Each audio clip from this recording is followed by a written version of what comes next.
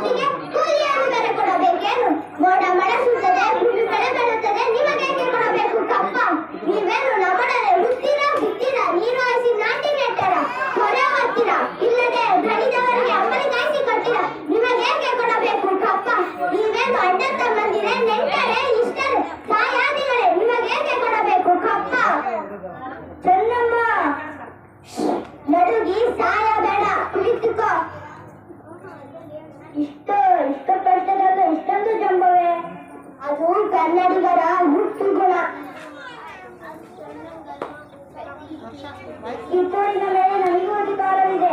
ಏನಂದ್ರೆ ಕಿತ್ತೂರಿನ ಮೇಲೆ ನಿಮಗೆ ಅಧಿಕಾರವೇನು? ಕಿತ್ತೂರು ನಿಮ್ಮ ಅಪ್ಪ ತಾತಂದಿರು ಗಳಿಸಿದ ಆಸ್ತಿ ಏನು? ಸಂಜಲು ನಾಯಿಗಳಿಗೆ ರೊಟ್ಟಿಯನ್ನು ಚೆಲ್ಲಿ ಅಂಜದ ಮನೆಯೊಳಗೆ ನುಗ್ಗಿ ವಂಚನೆಯಿಂದ ಕೊರಲು ಕೊಯ್ಯುವ ಸ್ವರೂಪ ಕನ್ನಡಿಗರದಲ್ಲ. ಹೋಗು, ನಿನಗೆ ಜೀವದಾನ ಮಾಡಿದ್ದೇನೆ. ಚೆನ್ನಮ್ಮ ಮಾತು ಅಧಿಕವಾಯಿತು. ನಿಮ್ಮನ್ನು ಬದುಕು ಆಸೆ ನಿಮಗೂ ಇಲ್ಲ, ನಿಮ್ಮನ್ನು ಉಳಿಸುವ ಆಸೆ ನಮಗೂ ಇಲ್ಲ. ಹೋಗು, ನಿನಗೆ ಜೀವದಾನ ಮಾಡಿದ್ದೇನೆ. ಚೆನ್ನಮ್ಮ ಮಾತು ಅಧಿಕವಾಯಿತು. ಮತ್ತೊಮ್ಮೆ ಹೇಳುತ್ತಿದ್ದೇನೆ, ಹೋಗು, ಜೀವದಾನ ಮಾಡುತ್ತಿದ್ದೇನೆ.